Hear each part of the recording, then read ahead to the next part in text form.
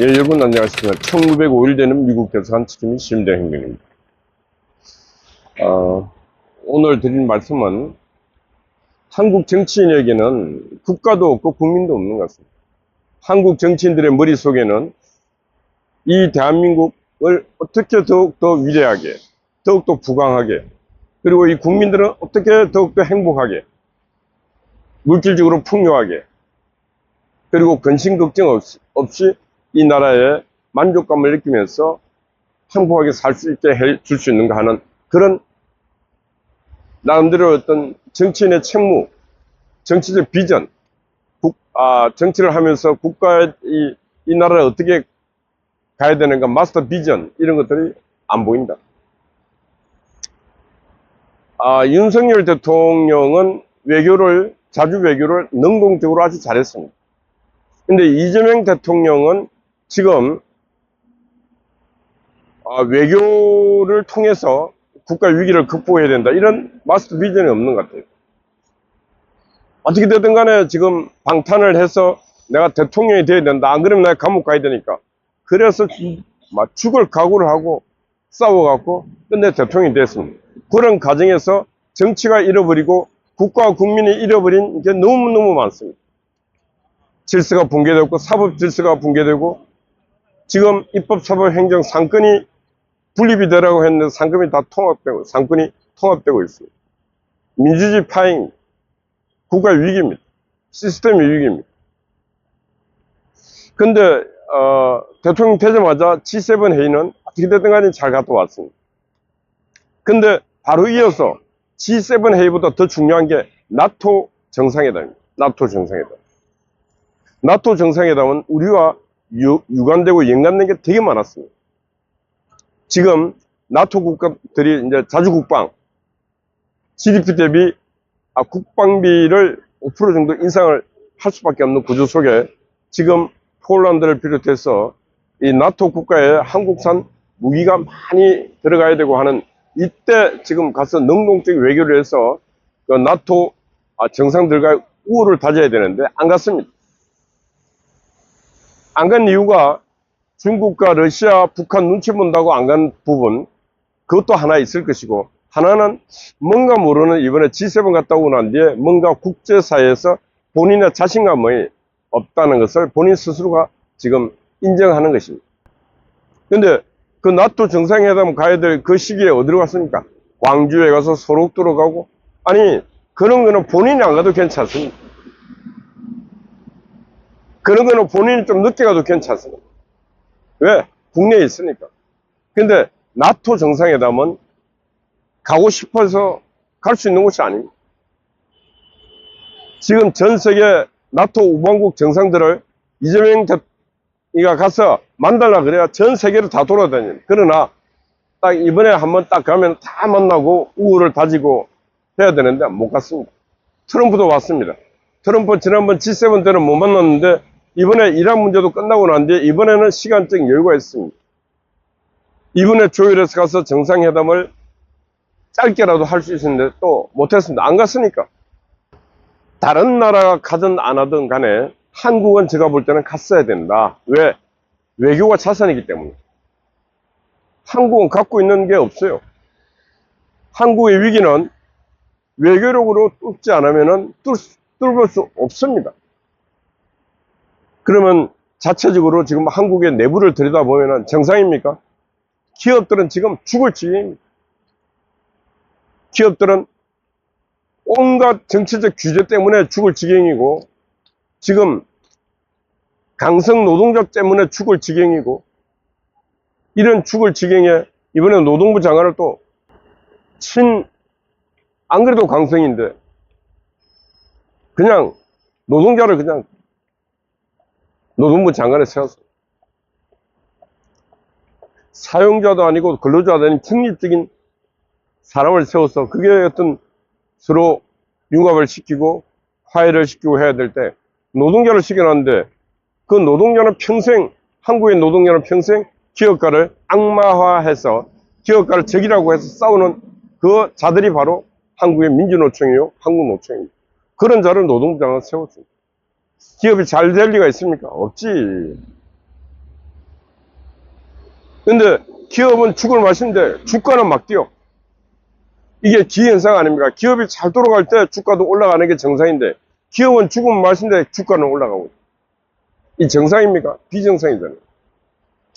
집값이 막 올라갑니다. 집값. 여러분, 이게 정상입니까? 죽을 지경이고 뭐 평생 벌어도 안 되는데 집값만 계속 올라갑니다. 수도권 집값만. 서울 집값이 막 올라가요. 왜 좌파 정부만 들었으면 집값이 막 올라갑니까? 경제관념이 없습니다. 경제관념이. 윤석열 정부는 집값이 거의 안 올라갔잖아요. 박근혜 정부 다음에 문재인 들어서 집값을 2배로 올렸잖아요. 잘했습니까? 저희나 문재인이나 잘했나? 부끄러움을 알아야지. 국민에게 이만한 고통을 주고 집값을 2배나 올려놓고 원자력 파괴시키고 재인이가 한 게 뭐 있습니까? 문재인이가 5년 동안 이 나라에서 아마 역사적 평가를 할 때 문재인 시대가 대한민국 가장 망가지고 위기의 시기였다고 역사가들은 저는 쓰리나 보고 있습니다. 그런데 문제는 저는 앞으로 남아있는 이재명의 몇 년도 문재인 정부와 별반 다를 바 없는 그런 방향으로 가고 있는 것 같아. 그래서 걱정이다. 이런 말씀 드립니다. 그래서 제가 말씀드리고 싶은 사항은 뭐냐. 내년에 있는 지방선거 신경 쓰지 말고 대통령은 뭘 해야 되는가? 이 국가 위기를 어떻게 극복할 것인가? 그리고 우방국 정상들과 우호를 다지면서 한반도에 다가오고 있는 검은 그림자, 이 안보 위기, 국방 위기에 대해서 어떻게 대처할 것인가? 지금 트럼프 임기 동안은 예측 불가능합니다. 예측 불가능.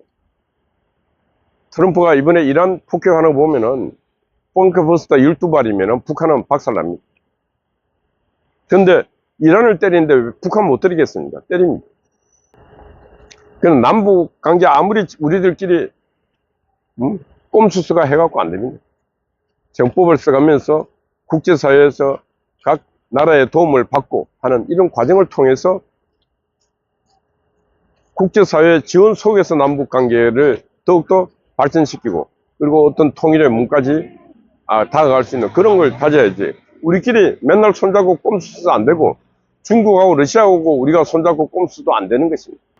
지금은 트럼프 시대에 자유진영이 그동안 평화를 누려왔는데 이제 평화는 상당히 위험 수위로 깨어질 수 있습니다. 왜?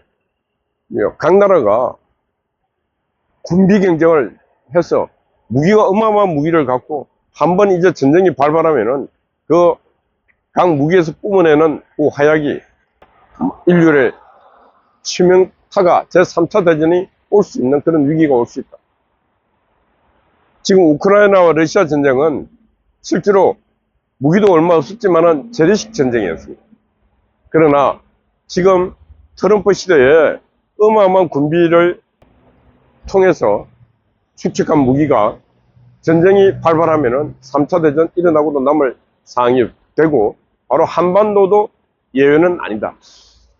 그렇게 되면은 하여튼 국제사회는 다자 안보 시스템으로 작동돼야지 자주국방하는 나라 아무도 없다는 것 명심해야 됩니다. 좌파들이 늘 하는 소리가 자주국방입니다. 자주국방. 자주국방, 미국조차도 자주국방 하기도 어려울 수도 있습니다. 그만큼 우리 같은 힘없는 나라는 다자 안보 틀 속에서 나라의 안보를 지켜야 된다. 이런 말씀 드립니다. 그래서 오늘은 이 말씀 드린 게 뭐냐. 한국 정치인에게는 국가와 국민도 안 보이고 오직 자기 하는 정치, 국회의원 배지 달고 지방자치 권력 장악하고 대통령 권력 장악하고 권력 장악밖에 없어요. 한국 정치인에게는 권력 장악 외에는 아무 생각이 없다는 거예요. 한심한 인간들 아닙니까? 정치하는 인간들에게는 어떻게 되든 간에 이 국가 통치 철학이 국가 마스터 비전이 그래서 국민들이 거기에 공감할 수 있게끔 국민을 이해시키고 설득시키는 그런 작업이 있어야 되지 않겠습니까? 그게 정치인들의 사명이고 역할 아니겠습니까? 그게 안 보여요.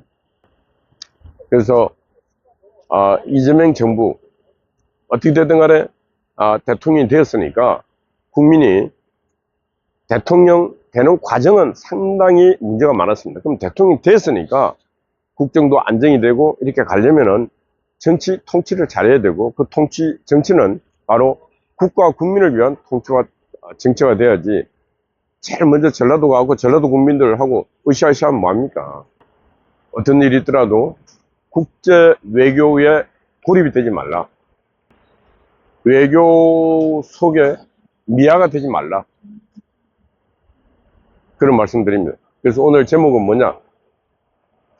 정치인에게 국가와 국민의 미래가 보이지 않는, 정치인에게 국가와 국민의 미래가 보이지 않는, 이 제목입니다. 상당히 위험한 말 아닙니까? 근데 이게 위험한 말로 들리지 않는 한국 정치인이 한심할 뿐입니다. 정치인이 국가와 국민을 위해서 나 정치하겠습니다 해야지, 국가도 없고 종합적인 총화적 국민도 없는 그런 정치는 바로 희망이 없는 정치입니다. 예, 어젯밤에 강 목사님이 또 수고를 했습니다. 아침 일찍 또 송화제 언제나 변함없이 수고하고 있습니다. 우리 미경님, 박진님, 아군 스파이 파워 통키 여러분들 파이팅입니다. 감사합니다.